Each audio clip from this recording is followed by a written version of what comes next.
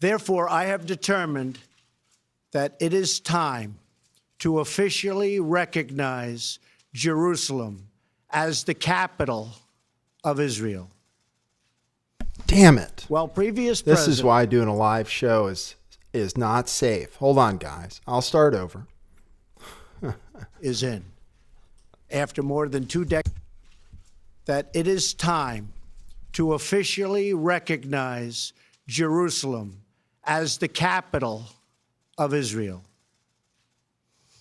While previous presidents have made this a major campaign promise, they failed to deliver. Today, I am delivering.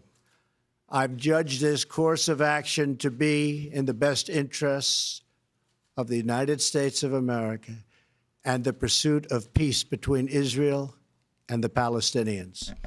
What it is, everybody. Today we have a rare instance of seeing who the U.S. government really works for. Here are some protests. Not much tonight for protests, but expect them to come out tomorrow.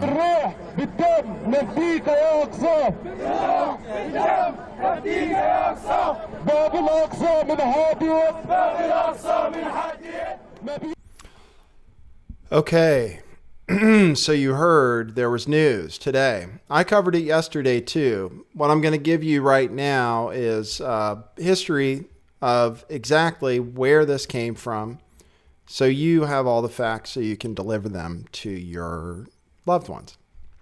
What is going on with Israel? MAGA, make Israel great again. Thank God for President Donald Trump working in U.S. interests. Zion, aka Jerusalem, declared the capital of Israel. I'm your host, Nathan Stoltman. That is my CIA handler, Doshi. Thank you for joining us in this show. As usual, you can support work like this at patreon.com/lifttheveil or paypal.me/lifttheveil. Let's get into this story. It is being universally condemned. I haven't found a single person who supports this policy beyond Benjamin Netanyahu and, as of recently, Alex Jones. Alex Jones, you say? Anti-establishment? Anti-Zionist? Think again. I'll tell you what the response has been, and he made that stunning announcement, Donald Trump did, that not only is he doing this because it's the right thing to do for America, but it's the right thing to do for Middle East peace, believe it or not, doing this very controversial thing. I'm going to read you about what people are saying about him. You have him showing off the signed bill there in front of a Christmas tree, notably, and in front of conservative Christian Mike Pence. Conservative Christians and Zionists both seem to support this idea. There is a lot of overlap there. We'll get into Zionism. I frequently call Donald Trump a Zionist, and people sometimes look at me sideways through their electronic devices. I can feel it. And so this is a rare instance to be able to demonstrate the Zionism of Donald Trump and his regime. We know, for example, that Trump works on behalf of Benjamin Netanyahu, and we know that actually from the Flynn indictment.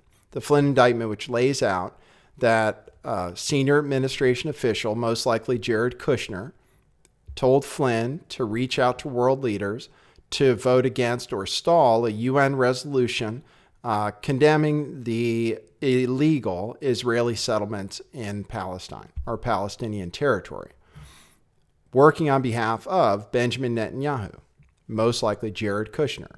Now, once again, the only world leader who's on board with this is Benjamin Netanyahu.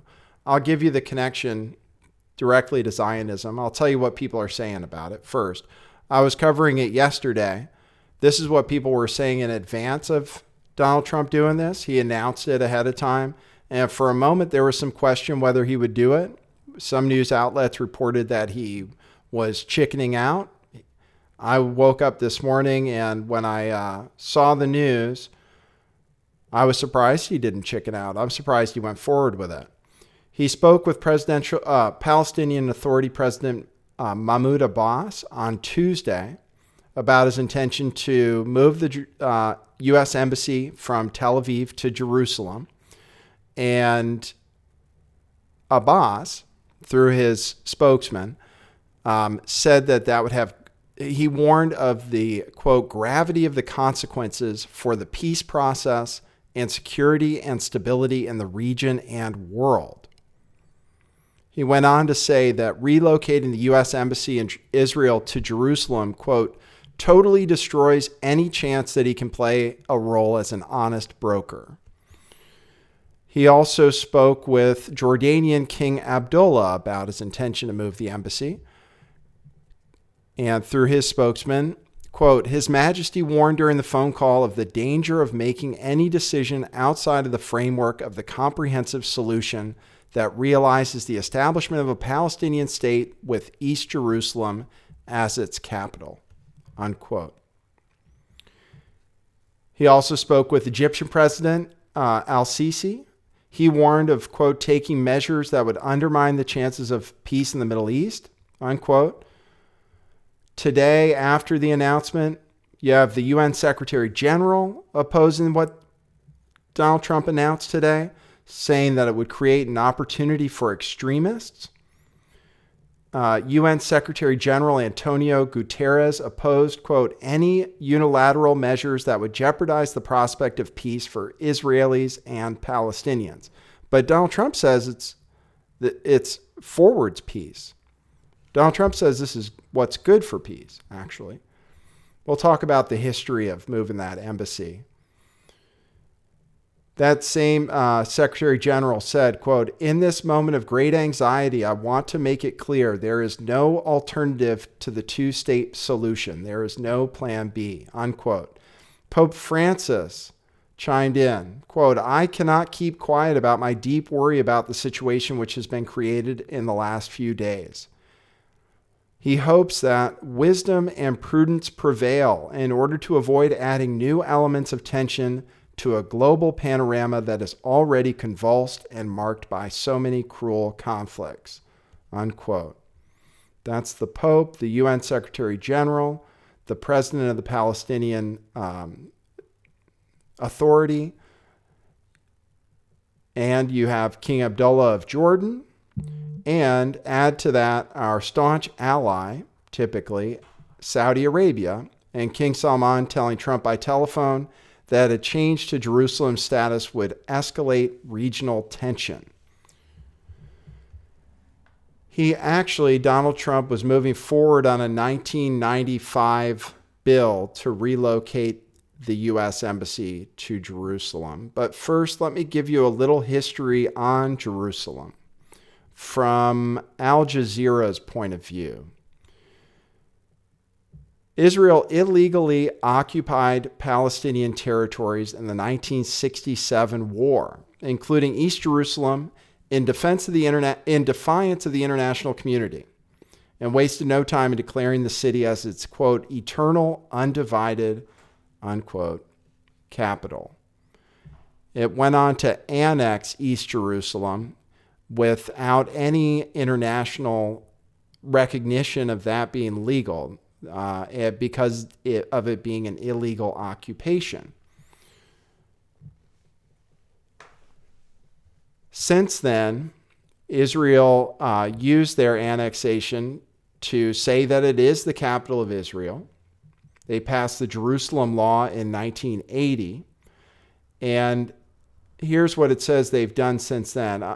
Using a series of measures that involve massive land grabs, rapid construction of Jewish settlements, and the imposition of a repressive system on Palestinians designed to stifle their daily lives and push them out of the city, the Israeli state has managed to change the demographic makeup of occupied East Jerusalem and entrench their control over it. Now, it's not recognized as a part of Israel or a part of what would be Palestine at this point. It's an international zone of some sort as far as the international community is concerned. It's not recognized as the capital of Israel by anybody except for Donald Trump and now by proxy the United States of America.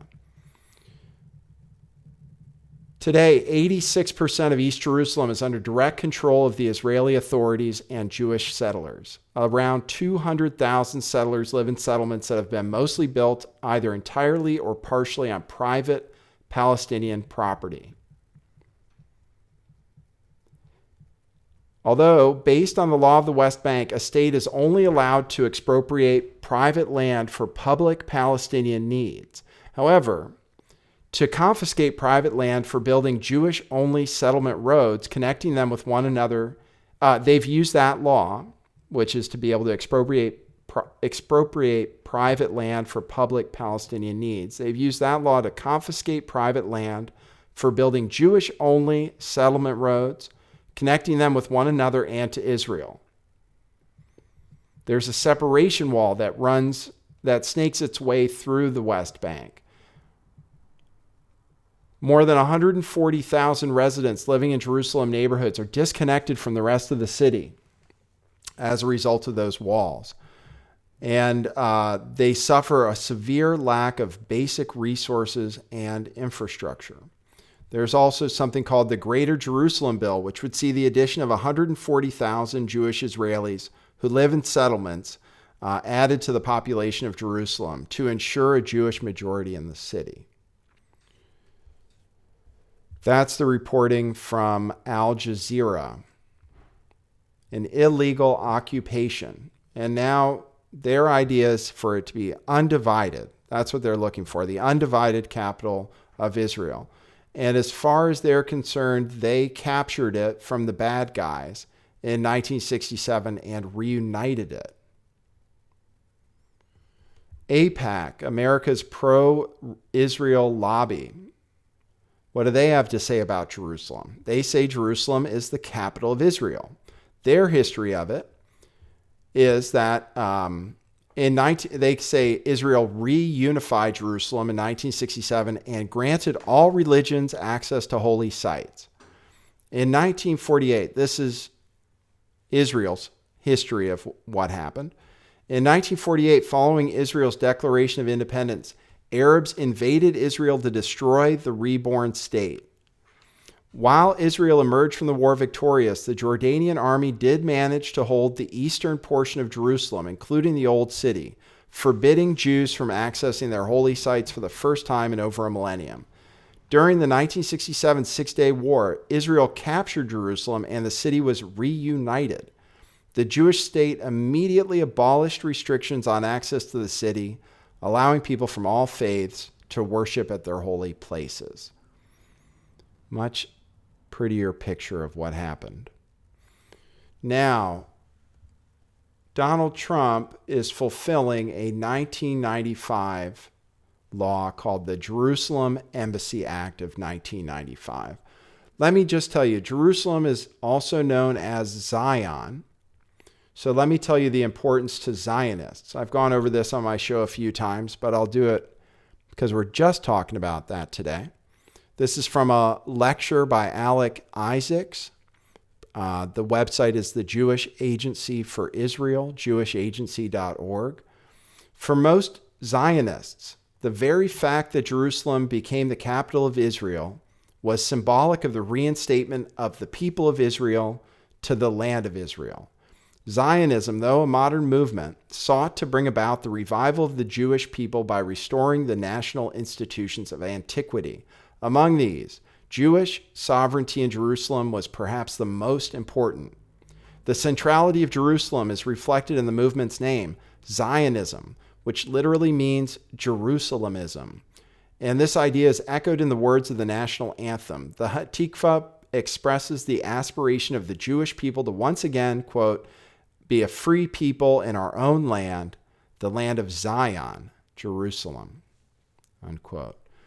Hence, the reestablishment of Jerusalem as the national capital is one of the Zionist movement's more significant achievements. This is a big win for Benjamin Netanyahu and the Zionists. MAGA, Make Israel great again. Yes? You guys like that one? Like I said, Alex Jones is right with Donald Trump on this one. Right with him. Calling people anti-Israelites. Believe it or not. What's the history of this 1995 thing? Well, as far as it leading to peace, this includes a poll. This is from the Institute for Research Middle Eastern Policy, irmep.org. This is referencing a poll from January of this year, which says that most Americans don't want the U.S. Embassy moved to Jerusalem, and candidates keep making the promise to get elected. At that time, 56% said the U.S. should keep their embassy in Tel Aviv.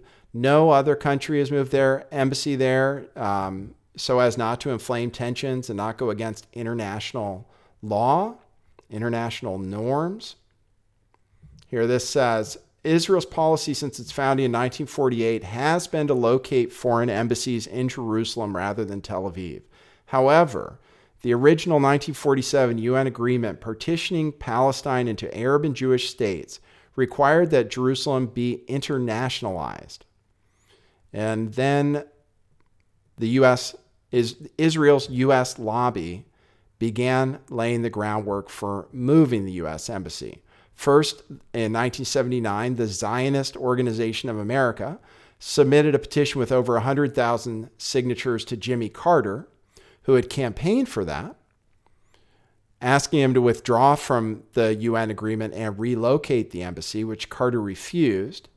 You'll see candidates promise to do this in order to get the support of the very, very well-heeled Israel lobbies.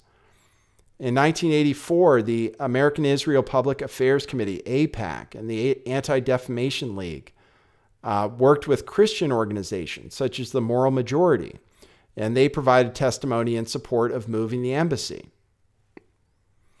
They didn't get it through at that point. AIPAC fully committed to passing a law in the 1990s to thwart the Oslo peace process. This is where Donald Trump's claim about it being pro-peace kind of breaks down. AIPAC specifically committed to passing a law in the mid-1990s in order to thwart the Oslo peace process. The Oslo Accords sought a peace treaty between Israelis and Palestinians through negotiation of borders, addressing the issue of Israeli settlements and the final status of Jerusalem.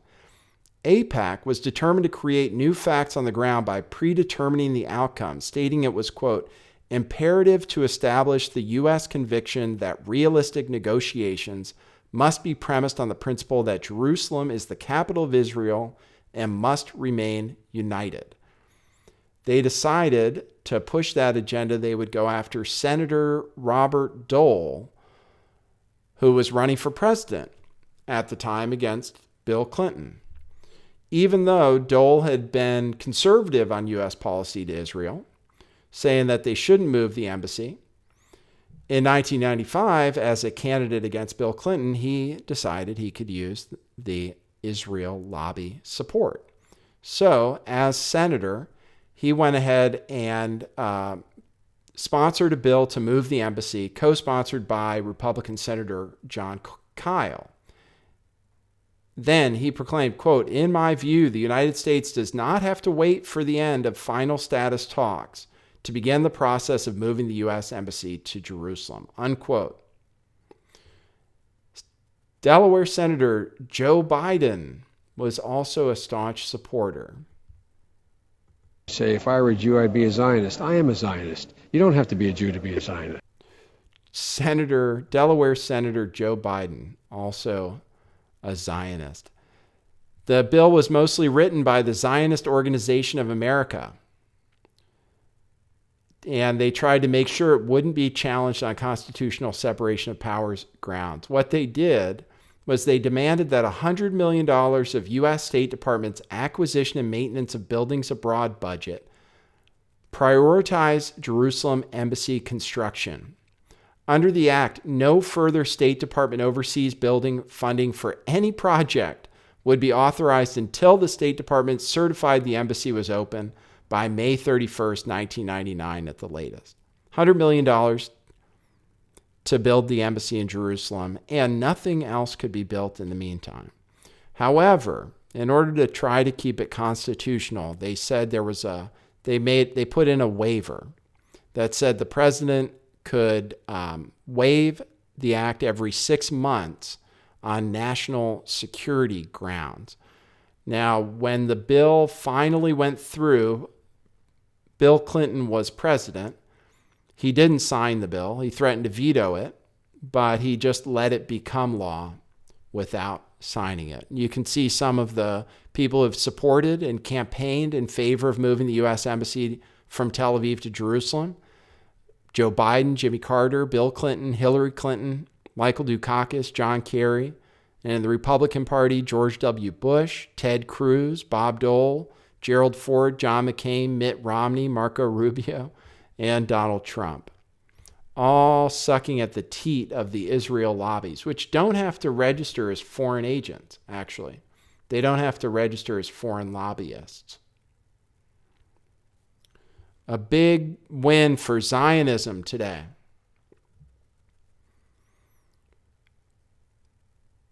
We'll see what happens tomorrow. There are going to be a lot of protests. I think that's what I have for you today. I wanted to give you a history of it.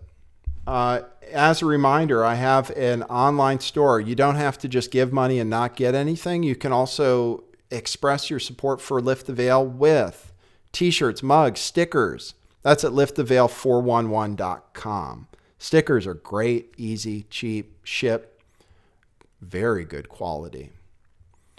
Got to do something to make a living. Telling the truth isn't easy.